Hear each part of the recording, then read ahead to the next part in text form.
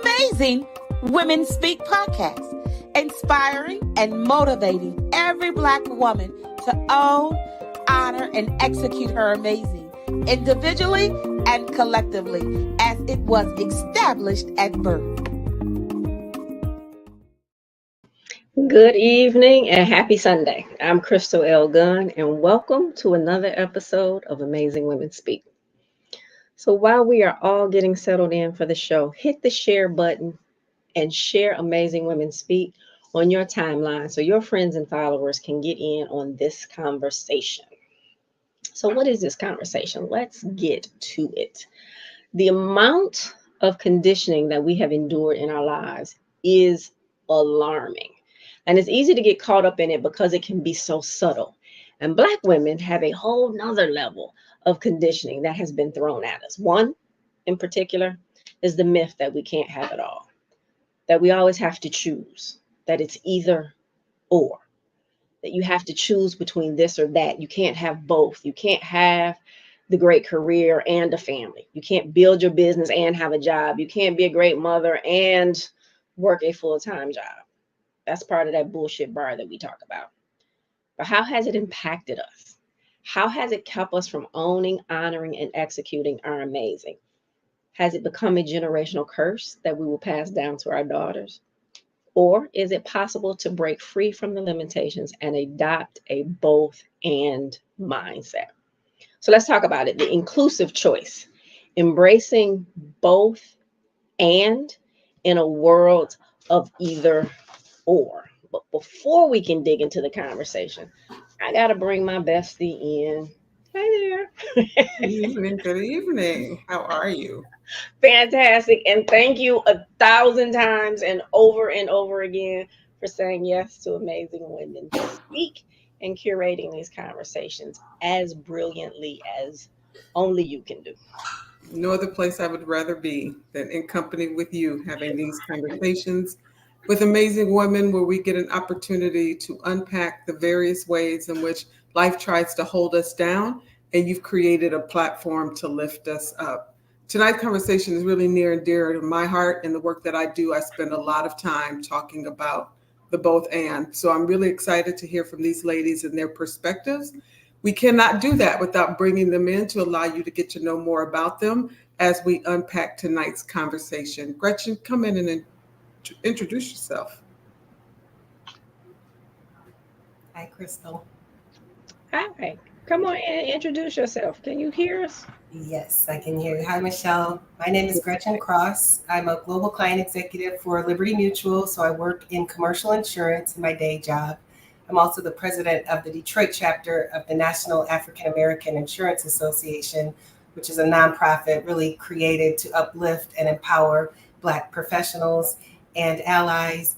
But my most important roles, wife, mother, sister, very family-oriented person, and I really keep that as my why. I can do lots of great things if I remember my foundation, and that's my family. So thank you for having me. It's really a pleasure to be here.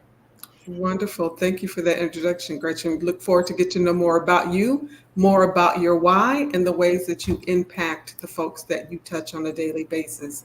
Nichole, come in and introduce yourself. Hi, Crystal, Michele, and Gretchen. I am Nichole Miller. I am a mindset practitioner. I create space for women to dig into their subconscious, unconscious mind and discover those fear-based thoughts or those blocks that prevent them from moving forward. So Wonderful. Looking forward to get to know more about you, Nichole, and the ways in which you empower Black women and hear more about your story. Every Sunday, I say that this is the fastest hour of your day, and I'm not kidding. The conversations are deep and time is always short. So I always like to kick off these conversations in the deep end. We don't have time for shallow waters because we've got a long way to go in a short time to get there. So this topic, I was telling Crystal in my introduction, is really passionate for me because in the work that I do, I spend a lot of time talking about the scarcity mindset that lands us in the space of the either or mentality, and how do we switch to the both and. And what I've discovered in doing this work is that we interrupt ourselves with the but. I would do that, but, right? I can do that, but I want to open this conversation with what the but has cost you before we switch to, right? Like I talk about, I can do this and I can do that instead of I would do that, but. So what has the but cost you, Nichole, in your journey? Ooh, the butt cost me freedom. Hmm. It cost me several years of a relationship that entrapped me with mindset, with limitations. The butt cost me the idea that I could not be successful and impactful if I was single. So Ooh. I married. My butt cost me a marriage, I guess, in a way. But however, it was the life lesson I needed to move past that butt. Right? Yeah. There's always the lesson. It's Yeah. always the lesson. So it cost me a couple years. However, it was needed. I did not feel I am an ordained ministerial counselor. I'm a spiritual counselor, so I felt that I could not be impactful in ministry without the husband or the Right. children, and that what we have been taught, or what I can say I picked up from the system to that says I am a whole woman. The idea of being singular is not whole within certain systems. I'll just say it like that. So my but was the single. I'm single, but I'm not complete because. Right. That's powerful. Great opening. Gretchen, what does the butt cost you? For me, the butt cost me time and peace of mind. I, for a long time, did not take control of my own life, and I was letting things happen to me and saying I would do something else if I could, or I would, but. And it wasn't until I came to the realization that I'm in control. I have the choice. I might not be exercising them appropriately or recognizing patterns or really being present in my own life. But once I kind of got out of that mindset of I can only support this one aspect or one area of my life to the detriment of others, I realized like there is no pause button. This is my life. So I have to live my life as I'm being a mom. I have to live my life as I'm being, a wife. I have to live my life in the context of all these other things that are important to me. And it just, for many, many years, I thought I could only do one thing, only focus on my family or only focus on the career. And it just slowed me down because you have to learn how to do multiple things at one time. I mean, life now, I think, values speed and efficiency more so than taking it slow and having everything all figured out. So for me, that was the but. It's just time and peace of mind, trying to be all things to all people instead of doing multiple things at once. Right, Gretchen, what I hear you lifting up, right? Like another one of the dominant culture values really is around perfection, right? So we can't do it all because we have to be perfect in the things that we do. And we know that perfection is not attainable in that way, right? Like this whole entire show kicked off talking about the bullshit and how that bar always gets moved, right? Yes, So even when we obtain their definition of perfection, they move it, that's right? right. So it's a dominant culture value that it's not obtainable. And when we recognize that, right, like we can create perfection in our world and the thing that but when we allow man to set that bar, we're going to continue to hold ourselves in this space. And there's nothing that says that we cannot have it all. That's right. And I really believe in build it as you fly. Like if I waited to get everything ready to Right. launch this airplane, I'd never get off the ground. So like we got to get it in the air and then we'll fix it. Like we'll work on it while we're flying, but there is no time again for that perfection. I have a perfect vision. I know what it is I'm looking to accomplish, but I just got to get this thing off the ground if I'm going to get anything done. So yeah, we're kind of saying the same things. Yeah, and powerful. It needs to be repeated in so many ways. When I think about how important it is to message, especially to our young Black girls, that the possibilities are endless and that we need to get ourselves outside of this box that we continue to hold ourselves in, right? Because we have to make a choice. And I'm going to put this one out here and then I'm going to toss this over to Crystal because this is her space for really having this conversation around finance. And then I want you all to connect it to the spaces that you're in, right? Like when you think about this either or, one of the things that I see on social media a lot is folks talking about generational wealth and why won't we choose wealth over buying the purse? Why won't we? And one of the things Crystal does really well in the space that she holds is talking about there's space for the both and.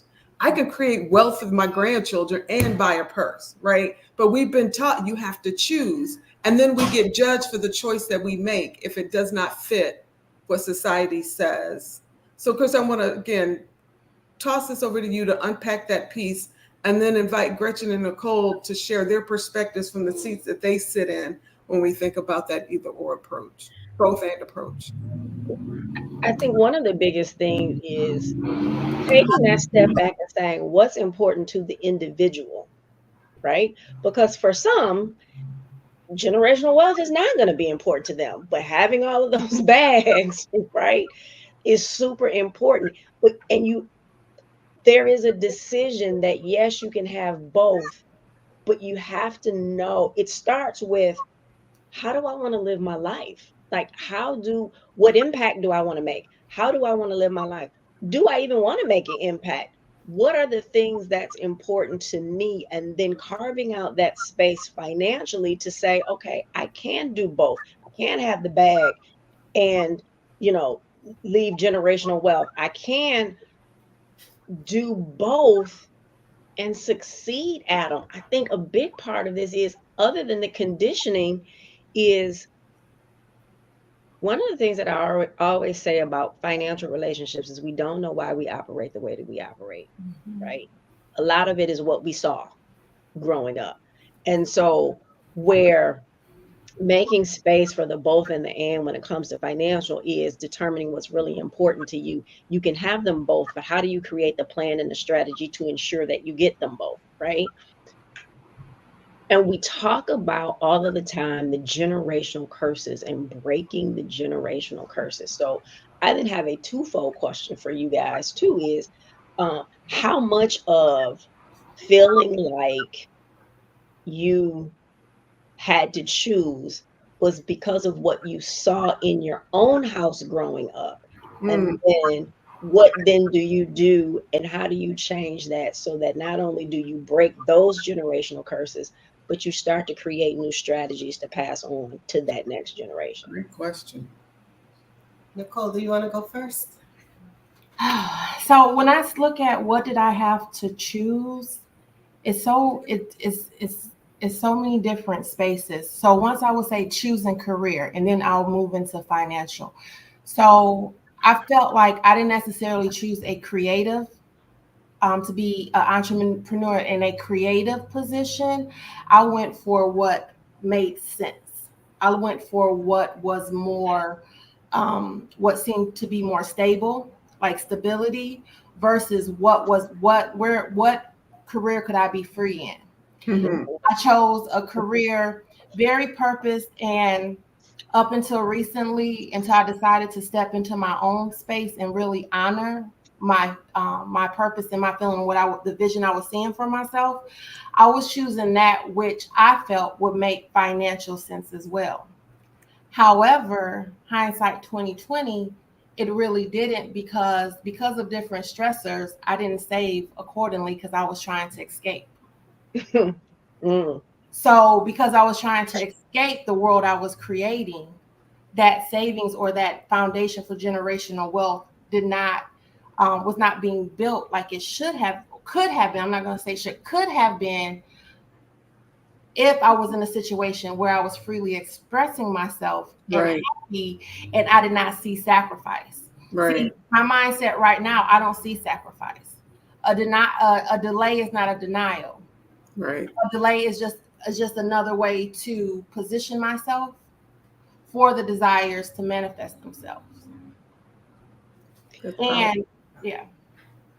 What did you see in your household growing up? Well, my mom was a single parent. So she went to school while she put me through school, and she was corporate. And so I saw that that is what I had to do. I had to go to school, get the 4 years. After the 4 years, I had to go into corporate. And now that I'm seeing everyone's retired, I'm like, wait a minute. Retirement looks a whole lot happier than what was coming in. It's like a whole lot of stuff they've released themselves from so much. So I saw a fight to make it. I saw what I would say would be a struggle in some points, not even challenges, but a struggle to really balance. And then my mom was a accountant. So, and she said there were days that she made sure her savings was together. However, she would say that she didn't have anything in her pocket, but her savings was taken care of. Well, for me, I subconsciously, unconsciously grew resentment to that. So what do you mean you have this money put up, but yet there's a struggle? That doesn't make sense. If it's put up and yet there's a struggle here, no. So saving became a punishment in a way. Wow. So your financial relationship being defined by someone else, and mom choosing savings over being able to pay for it and not have to be in this struggle. So not the both and. She chose the either or. Exactly. For long-term gratification, because like I said, now she's living the retired life, and it's like, oh, maybe it did make sense. However, it was the idea that you have to choose, and I don't feel that. I feel that you can have both. You don't have to deny yourself happiness and struggle because you have a goal or you have a desire for peace. You do not sacrifice one for the other. I love that. For me, I've been working in commercial insurance for about 20 years, and that's really tied to the overall economy. So anytime things are going really well and revenue is growing, there's an impact on the insurance that's being placed. So I've seen a lot of struggle in the overall economy. At the same time, I'm trying to grow my income for my children, right? And my husband is a creative, so his income has always been more like bonus money. It's coming, you don't know when it's coming, you don't know how much it's going to be, but you'll take it whenever it gets there. So there was always this tension of knowing that I was really leading the charge for the family in a lot of ways and providing that stability, but there were some things that were outside of my control because it's tied to the overall economy. Not if Gretchen's doing a good job, but like what's going on in commercial insurance, layoffs, all of this dysfunction and uncertainty. But at the same time, the way I grew up, there was a real dichotomy. One side of the family was financially savvy, well-off, stable. The other side of the family, again, very creative, very smart, but not as much stability. So I always saw you have to choose either or. Either you can enjoy your life, like a creative would and value your experiences and your time, or you can save your money and strive for that long-term stability that I saw on the other side, but you might not get a vacation. You might be saving more money than you're spending. It just didn't seem like a lot of fun. So I have really strived as my career progresses to make sure that for my own anxiety, I'm planning for the future and I'm saving and I'm investing. But part of that future mindset is making sure I've invested enough time and experiences with the people that I love and care about so that I'm not just working to earn money. We can look back and say the money allowed us to take a vacation, do a little extra, do some charity, what have you. So for me, embracing both and is that, yes, I can earn and I can save and I can be flexible, but I can also enjoy my money a little bit because I'm not just out here, trying to do it really all for the benefit of somebody else. I want to enjoy myself too. I want to have a glass of wine. I want to buy a pair of shoes. I want that both and I don't want to feel guilty or anxious about it while I'm doing it. So and that's the other part of that, right? Yeah. Absolutely. Not feeling that level of guilt, right? Like I like to think about what were the lessons that were taught and what were the lessons that were caught, right? And so you both shared the things that you were taught that you saw growing up. and then the things that we caught along the way that began to shift you from maybe some of the things that you were taught, good foundations, right?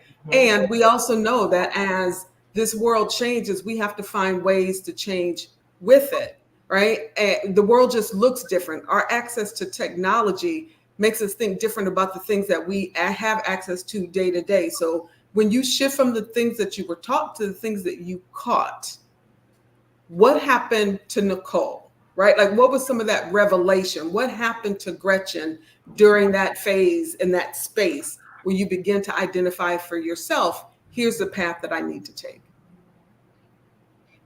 Well, I learned I'm powerful, you know? And where I devote my energy, it pays off. And like that, there's this spiritual aspect, or Nichole talks about manifestation. Well, my very creative grandmother was also like one of those early master manifestors. So though there was volatility in her life, she would say things like, I'm a money magnet and money flows to me freely. When I started to tap more into what I do want and realizing that I have the power to create circumstances and draw opportunities to myself, in addition to the training and the intention that goes behind like really being technical in your life, for me, it's like, oh my gosh, like I can do big things. I can do little things. I can do what I want. I'm powerful. I can shape my reality. That makes me feel amazing. I love it. For me, I know that when I stopped looking at discipline as deprivation, it became a very powerful way for me to shift my mindset and anchor into the wealth that is mine inherently because of who I am. Just me being me, being purposed, and me being here, as a light, that there alone, the deprivation goes away. And then the discipline for me to anchor in purpose and passion and to show up authentically as self generates that space or that wealth consciousness that I need or that's needed to expand in many ways. And so I'm empowered by that. And then I will admit that I went to my mom and I was like, oh, I get it now. You're smart. I understand. Like, that it wasn't no's because it was the learning, like you said earlier, how to get the bag and create generational wealth at the same time. Yeah. Words have power, right? And how we think about a thing, how we speak over a thing really does create some manifestation. When you're faithful and you believe on that thing, right? God will make it so if it's intended for you, right?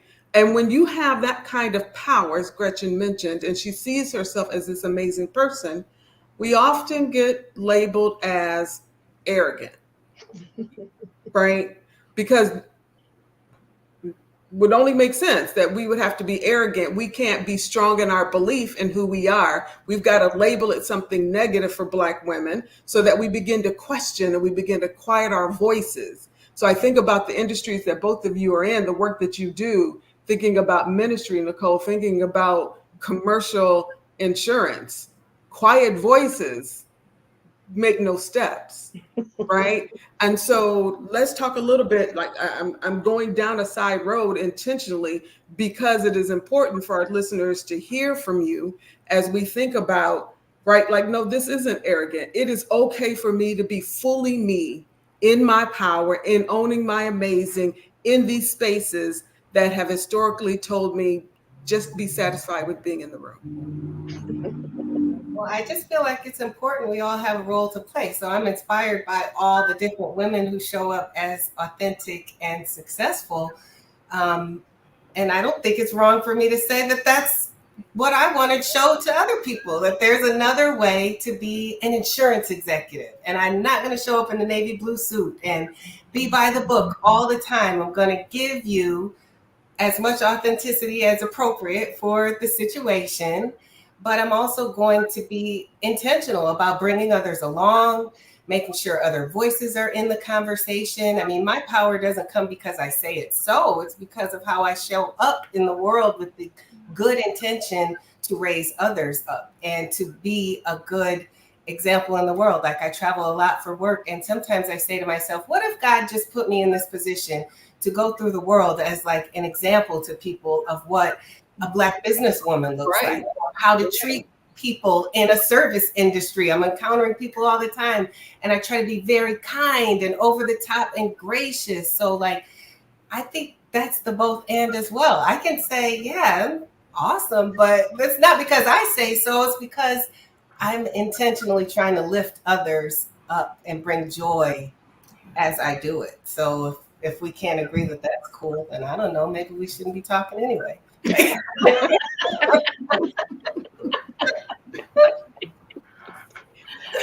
So very people. So very true. Nichole, what has that been like for you? I think so. Part of what I do is I embrace beauty, right? I'm also tapping into the beauty industry. After my background in human services, social service, I did social work, and so now I'm looking into med spas and what it means to be a woman and really be free to self-express beautiful. To enroot our minds and, like I said before, in the true essence of who we are, the light that we are, at the center and at the core, and what that means to be free to express that in clothing, in how we do hair, dress up, show up in the world, and do so unapologetically, Right.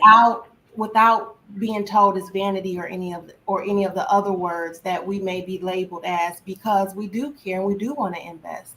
The idea of getting a facial, if you can afford it, right? If it's part of your budget, Crystal, I hear you. No, that lineup, not having to sacrifice, but to really be able to incorporate self-care into reawakening to self. Prime example, like I said, I had a relationship I had to grow from. One of the things I did was I met a young lady that did makeup. I went and got my makeup done. I had no reason to get my makeup done, none whatsoever.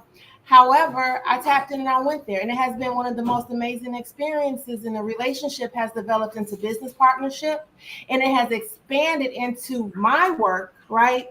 Me being able to tap into and meet other women, to tap into the beauty within, to bring it for the world to experience, or for you to experience in your own world.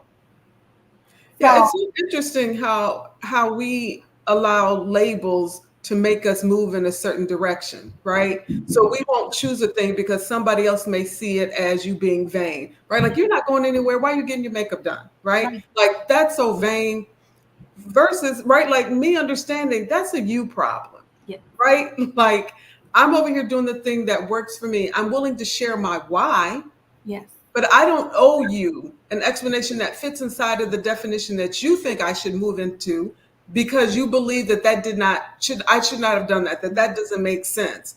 We get trapped so easily as Black women into that narrative that whatever they say, we have to define ourselves by, and it's just not true. Every time somebody says the word but around me, I ask them to insert and. Mm-hmm. And if you count the number of times you say but in the course of a day, you would be surprised how much you disrupt through thought, not even a spoken word, through thought, that you could do something in addition to what you're currently doing, right?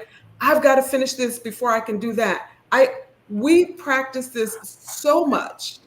We don't even recognize how much we are creating this gap between us being able to truly have it all as defined by us. It's amazing to me how often we do that. And I look at other cultures, other races, other genders, and they just don't do that. They just don't do that. And we're over here apologizing for our existence. And I'm just over it. I'm just... Someone once said to me, this was many years ago,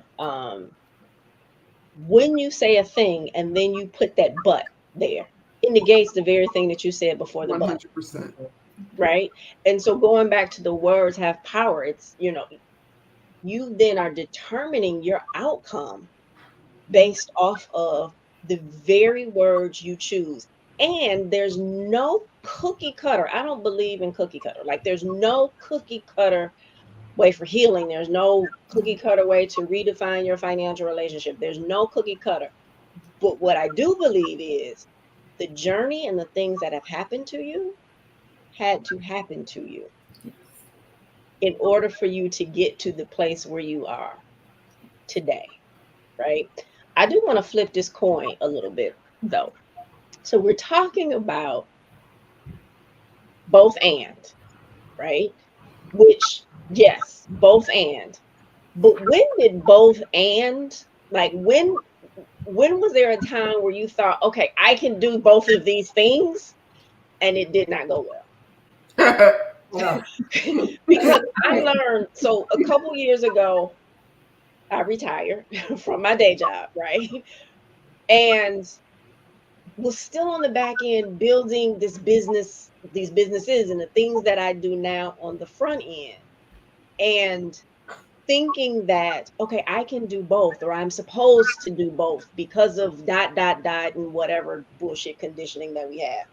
And I realized after I left that it was time for me to leave, but I kept trying to hold on because, oh, I can do both of these. And when I look back, there was no way that I could continue to operate in that way. And God was pushing me in a way because the fires kept getting bigger. And they were going to keep getting bigger because my time there was done. But talk about a time where trying to do them both just was like, okay, this is just not working. And understanding that someone mentioned the delay. Sometimes it's a preview for you to do later, but you tried to do it then. What are those times where you tried to do them both and it was just an epic fail? So I talk a lot about my family, my kids, my husband, because that's just who I am. You know, I love them dearly. What can I say? So at one period of time, I had just transitioned to a new job and we decided to start travel football and travel cheer. And I had a 3-year-old and I had a job where I was traveling. And we thought we were getting ourselves in for something where we could just all hang out and it would be an extracurricular. But I ended up getting pulled into administration for the team. So I wasn't just taking snacks. I was like doing paperwork and registration. It was a job in and of itself on top of all these other roles and responsibilities. And it got to the point where I couldn't even go grocery shopping. I was like, I don't know how I'm physically going to continue on. And I mean, I had a breakdown, not like a TV dramatic slide down the wall, crying kind of thing. But there was like that point where I realized like we just can't do this anymore. I've taken on more, even with the help of family, even with the best of intentions. It just was way too much. It was not the right time. And it drove me into therapy, honestly, because it was like one of those things where I was trying to figure out, well, what is important to me? Why don't I feel like I can get all of this done? What is most important? I had to kind of take a big step back and get that self-awareness. Like, how did I even get myself in this mess in the first place? Why am I not just on the sidelines cheering? Why am I, So it drove me into therapy is the long and the short. Because I realized like there's some root cause here I got to get to the bottom of. It was the right intention, the wrong time, taking on way too much. And it's now got me to a point where all my friends and my colleagues, they know I'll say, well, we can have all the great ideas and we can talk ideas, but how are we going to implement them? Like I want to put things, that's where I do want to put things in an either or. Are we just talking and dreaming and having fun, or are we actually iterating on something that we're going to launch? Because I'm very conscious of not taking on too much. I can do a lot of things. Time to do that thing, because sometimes you get, again, the previews. It's not to do today, but it's to be in the back of your mind for later, because you are supposed to do it. And it's just not to be done today. Yeah, we certainly aren't making a case that there's never an either or conversation to be had, right? It is just where society has made these decisions for us. Mm-hmm. How do we break that narrative, right? And so, Crystal, for me, real clear, anytime I try to do something outside of my assignment, the both and all of that, it's never going to work, right? Never. And so, Gretchen, what you were talking about, what you're leaning on, right? Like it drove you into understanding that there's something else going on here. So Yeah. before we approach anything, after we approach the throne, we need to get up and do that eye work, right? And Because so, my mom guilt was driving me to try to do Yep. too much. right? Was When the part when that happened. honestly your children probably would have been just as satisfied with you just being a cheer mom on the side, rooting us on, right? But you said, right, like what's the root cause here? We have to do that eye work in all of this so that whatever step we take next, we're clear on that. And is this my assignment? That's right. That's right. Or I always feel like don't lose the main plot. Like you're doing things, but if you lost the main plot of the story, then what's the point? So Right. try and make sure you're still staying focused, whatever it is you're working on. Why am I doing this? Nichole? I think it was a period in time that I was saying yes to everything because I didn't know what was. So it was just yes, yes, yes. And I toppled with that because I wasn't executing anything well. I was in a space of what I felt was desperation to be okay, that I started making things up. And in being willing to go into spaces where there was no purpose, no value, just another responsibility Right. to carry, to be busy or to add to, or to try to create whatever it was I needed to create at that time. How did you discover that, right? Because yes, and we equate busy to doing the thing, and it's not, right? Like, how did you discover I'm giving out all these yeses and nothing is getting the full gift of me? Probably when I wasn't fulfilled, when it did not feel good at the end, when I did not feel like at the end when there was no purpose, where I wasn't purpose and it served no purpose, if that makes sense. It was just empty space being filled with emptiness. So then that was when it was time to pause and really get clear and really look at my choices and my options.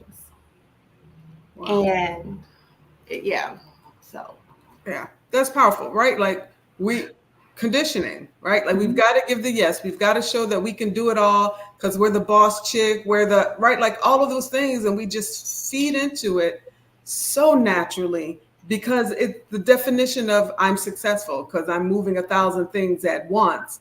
And then when you get to the heart of it, you're recognizing none of it is really getting the full gift of me. And if I gave it the full gift, that thing could flourish because I understood what my assignment was. yeah, if I could say it, I would say I was probably living the false perception of having it all. What a false perception of what that would be. Trying to create that. So, Did you catch it before it crumbled?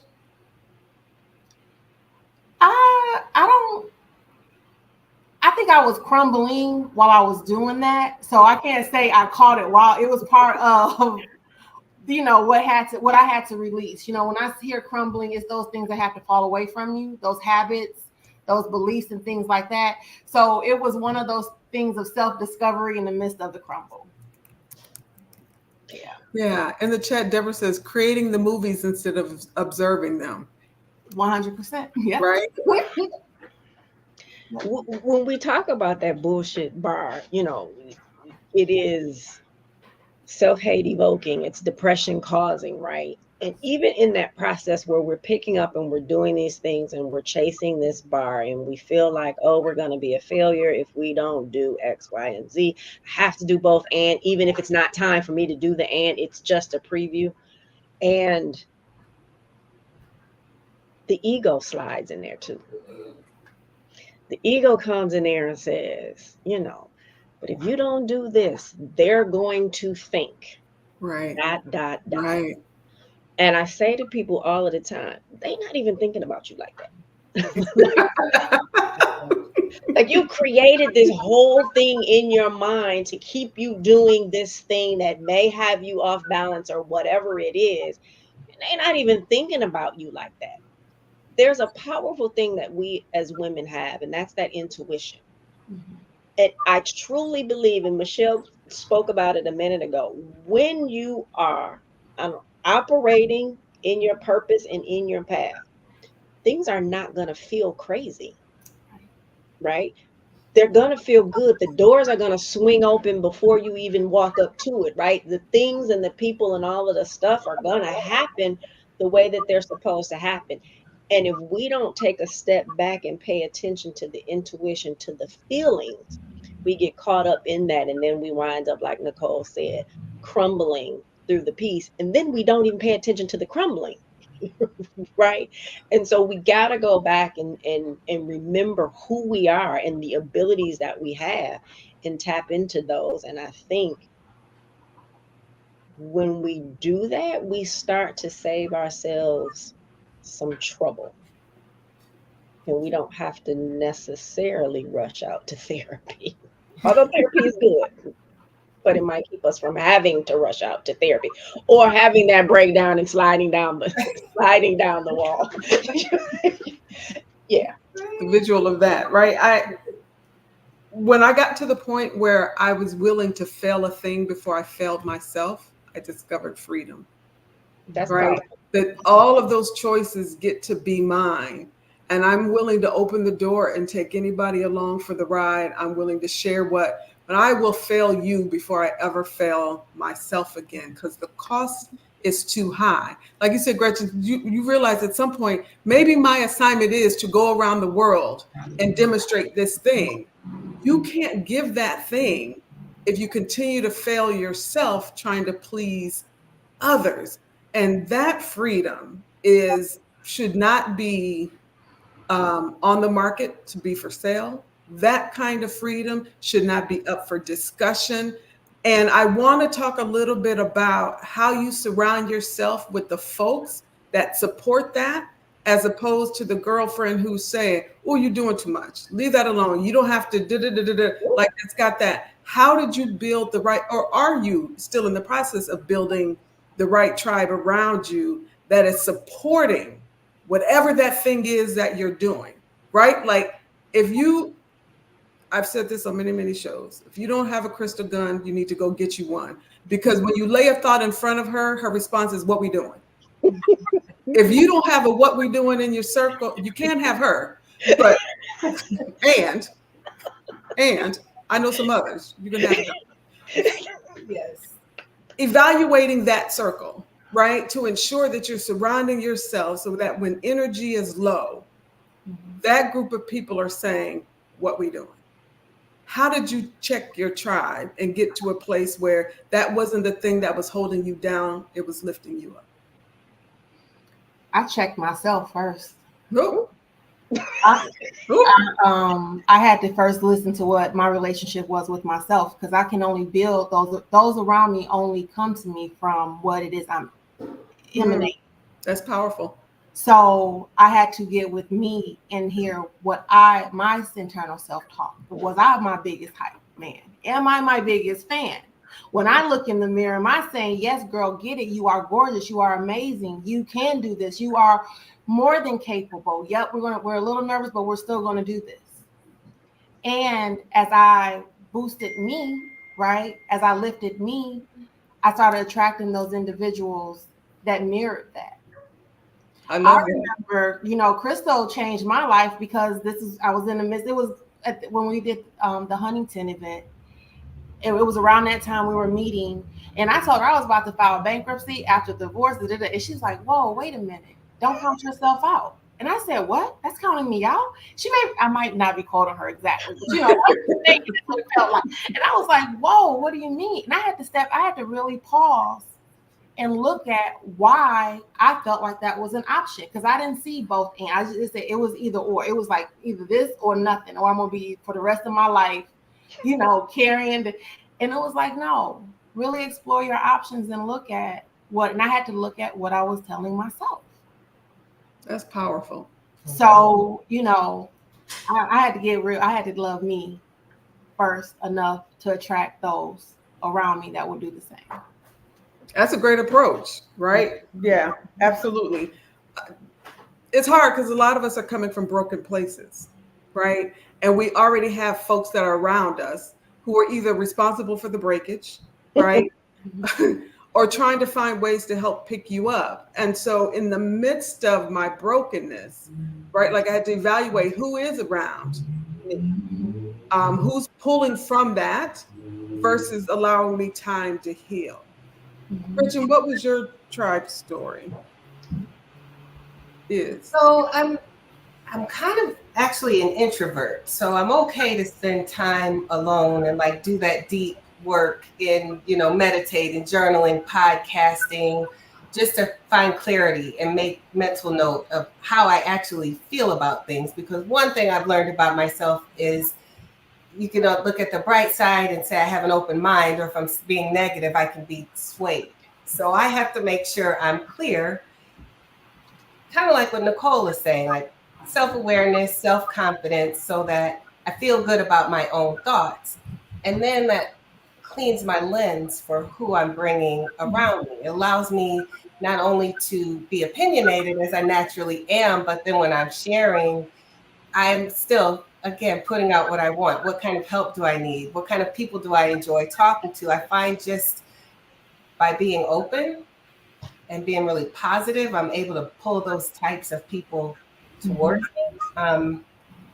And I always kind of work with that mantra of put good in, good, get good out. And I feel like that goes for people and relationships too.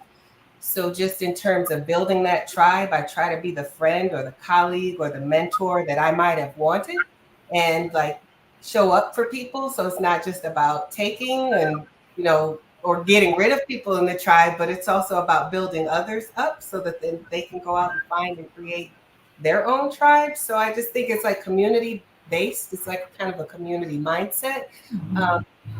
But I try to find the value and the good in mostly everyone. And if I can't, then I just limit the interaction. But I do think most people have something to share if you're willing to kind of get behind.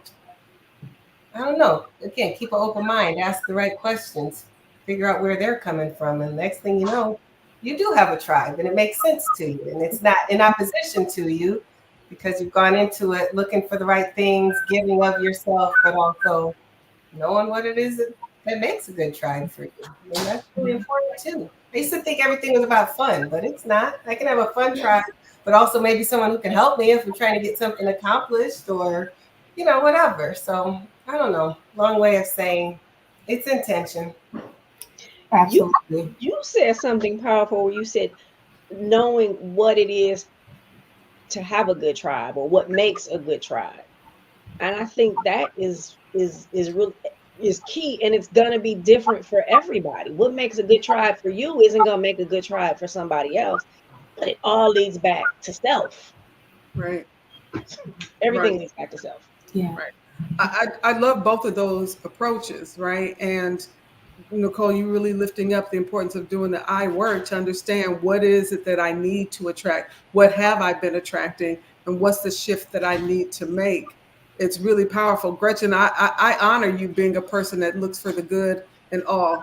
I will one day be you when I grow up. In the meantime, right? Like for me, I sit in this space where there's so much happening where, yeah, you can be in my community. You just need to be the person who lives way, way, way down the street. That's right. Like my neighbor, I need for them to be people around me really that are ensuring that I am being true to my assignment. And as we begin to have to, again, the fastest hour of our day, begin to wind down this conversation, I think the most beautiful place to land this is talking about our faith, right? Nichole, when I think about the work that you do and you understanding that spiritual connection, it's really important for me that we begin to land this conversation, having that faith, having that spiritual conversation, and how do we leverage that to allow us to see that God has given us the gift, the ability for the both and. Yeah. So I teach from a curriculum called A Course in Miracles. And with the course, it says that there are really only two choices, right? And that's either you're going to choose fear or you're going to choose love. Fear limits you and puts you in a box of deprivation.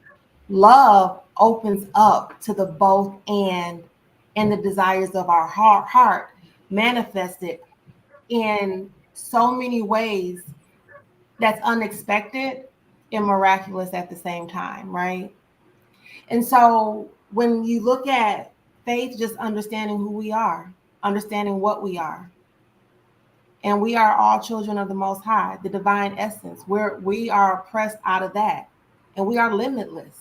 As long as, and that's why I love Gretchen, because seeing the good in everything, seeing the beauty in the world, even when it looks mucky, keeps your options and your choices open.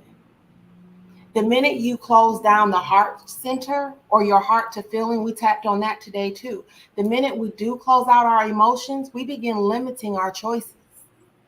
So Nichole, right? Yep. So take me to therapy, right? So that protection part, right? Like I didn't see it as limiting. I saw it as a season for protecting, right? So I can't help you do your work when I still need to do mine, right? And so how do I differentiate? How do I hold, right? That the idea of the importance of seeing good and the importance of me needing to protect myself, my heart for some healing. Well, the first thing I would ask is, what are you protecting yourself from? Something just happened. I'm sorry. The first thing I would ask It was a whole lot, Nichole. Okay, is what we first have to see. What is the idea of what it is that you're protecting yourself from, and then from there we can walk it back. Because once you even see that who you are, who we are, there is no attack. Nothing can attack our true self. This body, maybe you can label this body, you can put your perceptions on the stigma, you can do whatever you want to for this body, but who I am, you can't touch that. And once we embrace that truth, then defenses go down, and it's that intuition and that discernment, maybe, where if something's coming, there is a situation approaching you. No, this isn't my assignment. It doesn't even begin to be where I need to guard. It's just that this isn't my assignment. I'm not purposed in this position. Those things that you are purposed for do come to you. Rumi has a poem, and it says, and it asks the question, how many times must my heart break?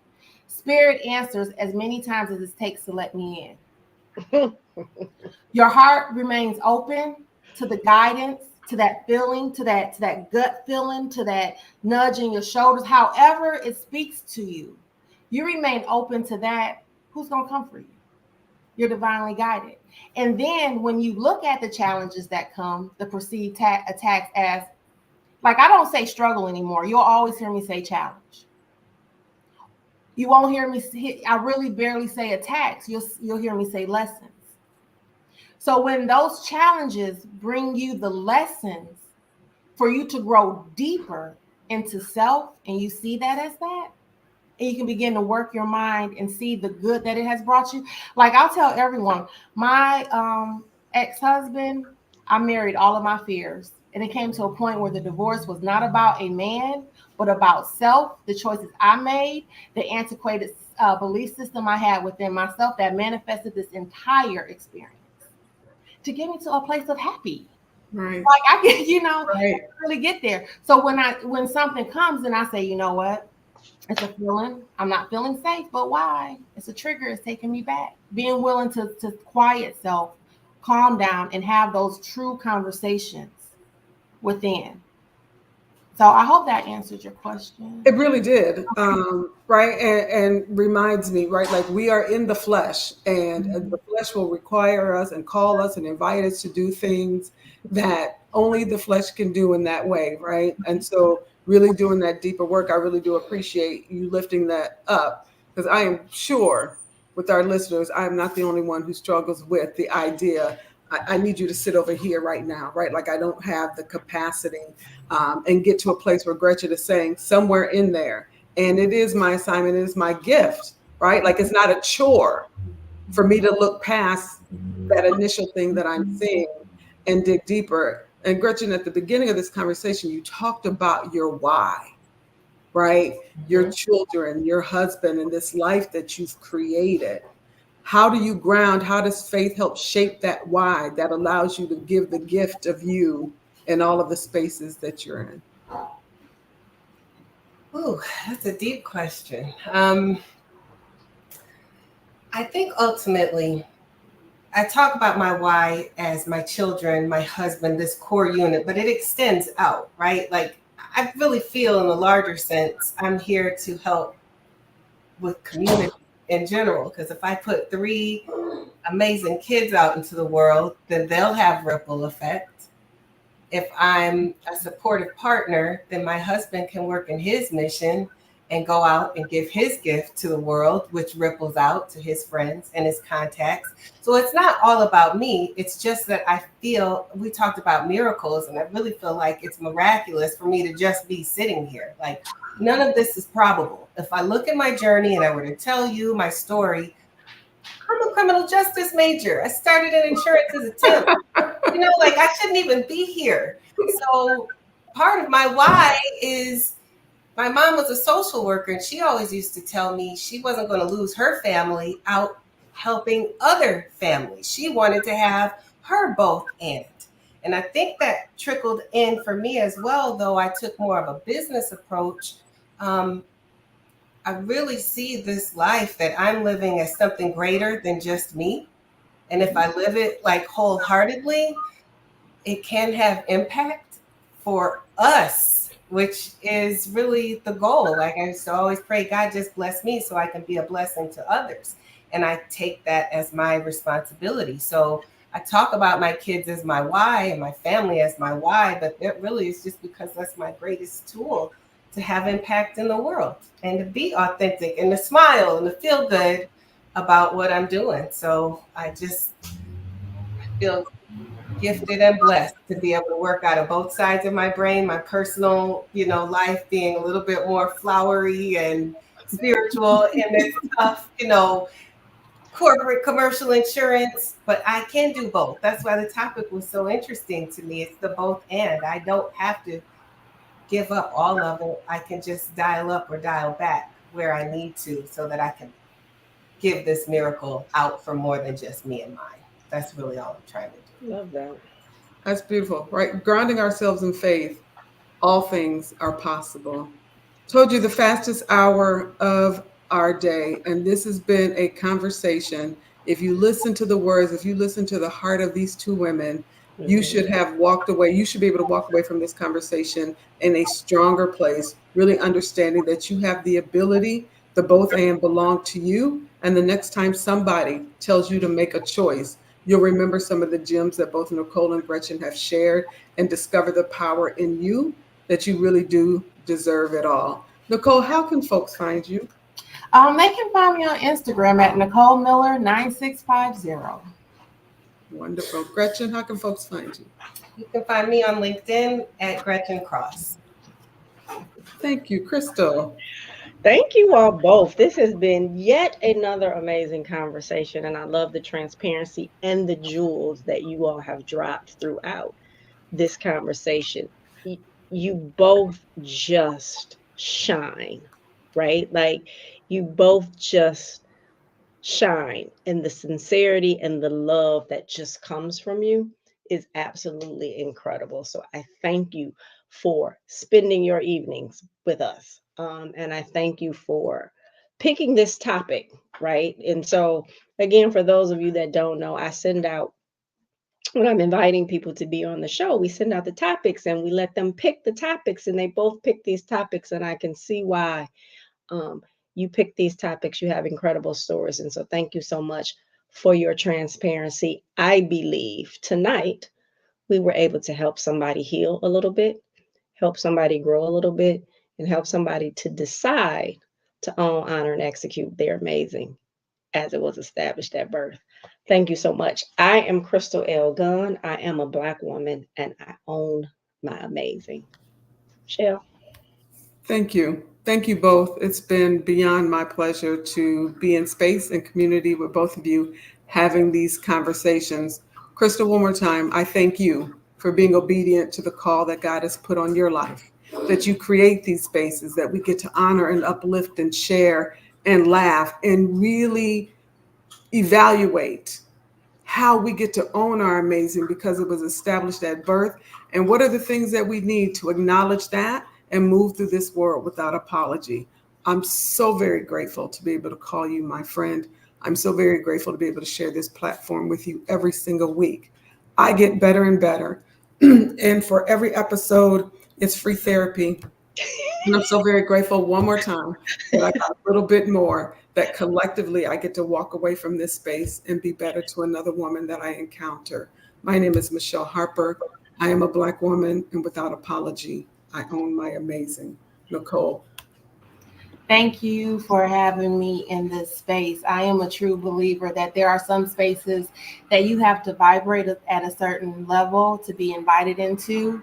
And I'm just honored to be here with you.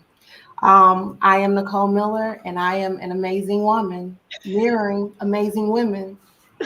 Yes. I love it. And thank you again. This was a fantastic way to end or start the week, rather. So I will end it by saying my name is Gretchen Cross. I'm a Black woman and I own my amazing. Thank you for having me. Thank you, thank you, thank you. Please find Amazing Women Speak on Facebook, Instagram, YouTube, Twitter, and LinkedIn. Oh, also on Spotify. But whatever your platform, subscribe to it, share it with those that you love. Go back and watch some past episodes. I promise you, you will find more than one that will speak to your soul. Share those with somebody else. Be a blessing as much as you can. Thank you for joining us this evening. Thank you for those who tune in each and every week. We will see you next week when our topic will be the Next Level Playbook. What got you here won't get you there. We will see you next week. Enjoy the rest of your evening.